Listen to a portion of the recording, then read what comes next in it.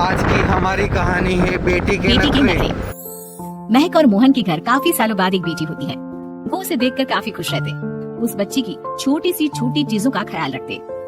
अरे महक बेटा, चाहे लड़का हो या लड़की, इतनी आजादी नहीं देते, बच्चा बिगड़ जाता है। आपको पता ही क्या है सासू माँ, चुप रहिए। हम दोनों कमाते ही क्यों हैं? इन बच्चों के लिए ना।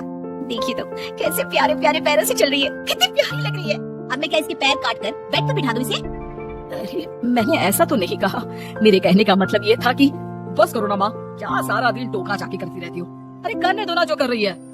दोनों मियाँ बीवी अपने अपने काम में लग जाते हैं और सास मंदिर चली जाती है। लेकिन बेटी सौम्या घर में तेल का डिब्बा लेकर फैला देती है। घर को तो मैं पराठे की तरह सेक दूंगी। मैंने सारा तेल फैला दिया, अब मैं इसे सेक दूंगी। महक कमरे में आती है जहाँ सारे तरफ तेल ही तेल फैला हुआ होता है। अरे मोहन देखो तो, अपनी छोटी सी बच्ची की हरकत, पूरे घर में तेल फैला दिया। मोहन भी आकर हंसने लगता है। छोटी सी सौम्या को लगता ही नहीं कि उसने कोई गलत काम किया है। वो भी खुश हो जाती है। अब तो आए दिन वो कोई ना कोई नया नुकसान करती, कभी टूथपेस्ट गिरा देती तो कभी डिटर्जेंट। हालत ये थी कि घर का राशन किसी किसी महीने तो 2 बार भरना पड़ता। रोज ये कोई ना कोई नुकसान करके खड़ी होती है। अरे तो क्या हो गया माँ जी, बच्ची है, बच्चों वाले काम ही करेगी ना। आप बिना पता नहीं क्यों उसी के पीछे पड़ी होती है। धीरे धीरे सौम्या बड़ी होती है। एक दिन, माँ देखो दरवाजा खोलो, वो ऑनलाइन मैंने जींस मंगवाई थी, वो आई होगी। 3000 दे देना और पैकेट ले लेना। 3000? ऐसे कैसे जींस है बेटा, ये तो बहुत बड़ा अमाउंट है। माँ फालतू बात थोड़ा कम ही किया करो और जल्दी जाओ, वरना समझ लो खाना नहीं खाऊंगी मैं आज सारा दिन। सास वहीं खड़ी सब देख रही थी, लेकिन अब तो उन्होंने भी बोलना छोड़ दिया था। अब तो आए दिन सौम्या के खर्चे बढ़ते ही जा रहे थे। कभी महंगी ड्रेस तो कभी दोस्तों के साथ पार्टी। पैसे दे दो तो ठीक, ना दो तो घर में क्लेश। ये सब तुम्हारे ही कारण हुआ। देख रही हो कैसी हरकतें हो रही है इसकी। रात के 8 बज गए हैं लेकिन महारानी जी घर पर है ही नहीं।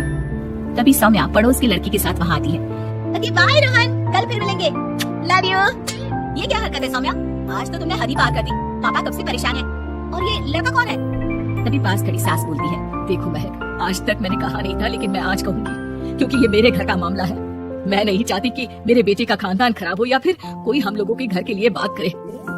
जाओ इसे ऊपर कमरे में छोड़ाओ, इससे कल बात करेंगे।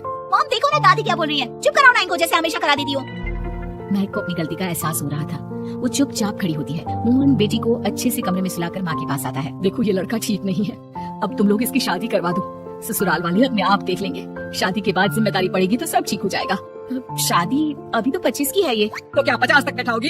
नहीं नहीं ठीक कह रही है माँ, इसके लिए जल्दी से कोई लड़का देखता हूँ। अगले रोज सौम्या खाने के टेबल पर, मैं आप लोगों को बता देती हूँ, मैं रोहन से प्यार करती हूँ और उसी से शादी करूंगी। रोहन? वही ना सक्सेना का लड़का, वो सक्सेना जो पिछले महीने ही जेल से छूट कर आया है। वो जेल नहीं, काम के सिलसिले में अमेरिका गए थे। अच्छा, सक्सेना अमेरिका गया था तो क्या पैसा वैसा कमा कर नहीं आया? ये देख रही है ब्लाउज, उसकी बीवी ने सिला था मेरा। पैसे की कमी का रोना रो रही थी, पति को कोस रही थी कि जुआ खेलते पुलिस ने पकड़ा और लगी लगाई नौकरी भी छूट गई। दादी कुछ भी मत बोलो, दादी को चुप कराओ ना। दादी जो बोल रही है ठीक बोल रही है। तेरे पापा ने तुझे देखने के लिए लड़के वालों को कल बुलाया है, समझी? अगली रोज लड़के वाले सौम्या को देखने आते हैं और उसकी शादी मयंक से हो जाती है। शादी के बाद सौम्या मायके आती है। वाह माँ, कितनी अच्छी शादी कराई आप लोगों ने मेरी, लेकिन मुझे कुछ दिन और यहाँ रहना है। अरे बेटी ये तेरा ही तो घर है, जितनी मर्जी रहे। और क्या दमाजी कैसे है? अरे वो मयंक नहीं आया, कल शादी, आज तो अकेले, सब ठीक तो है ना? महक एक बार फिर सास पर चढ़ बैठती है। अब बस करिए ना माँ जी, अब तो ज्यादा ही हो रहा है। माना आपकी कुछ बातें मैंने नहीं मानी, लेकिन अब ये मेरी बेटी मायके आई है तो क्या उसका मतलब ये कि वो लड़कर आई है? आप भी ना। सौम्या दादी की तरफ देखकर मुस्कुरा देती है, जैसे उन्हें चिढ़ा रही हो। दादी मैं लड़का नहीं बल्कि ये बता कर आई हूँ कि मुझे कुछ दिनों के लिए यहीं रहना है, माँ के पास। मेरा मन धीरे धीरे ही तो ससुराल में लगेगा। अब अगर आप बोलती है तो चली जाती हूँ मैं। अरे नहीं नहीं बेटी, ये मतलब नहीं था तेरी दादी के बोलने का। सौम्या कमरे में चली जाती है और अगले ही पल जींस टॉप पहनकर बाहर आती है। माँ मैं ना अभी सहेली के घर जा रही हूँ, आने में देर हो जाएगी, खाना मैं वहीं खा लूंगी। सौम्या सहेली के घर चली जाती है। अरे सौम्या ससुराल से आई है, कहीं दिखाई नहीं दे रही। वो सहेली के घर गई है, काफी दिनों बाद बच्ची का मन कर गया होगा। महक रहने दे, अब इतना हल्के में ना ले, लड़की अब किसी और की अमानत है। घर में इतनी देर से आएगी तो लोग क्या कहेंगे? और होता भी ऐसा ही है। दरवाजे में पुलिस आती है जिसके साथ सौम्या होती है। ये आपकी बेटी है? जी जी, लेकिन क्या हो गया? पापा मैं और रीना घूम रहे थे तो रोहन आ गया, उसने मेरे गहने खींचने की कोशिश की। जब मैंने नहीं दिया तो मुझे धक्का मारकर मेरे गहने ले लिए।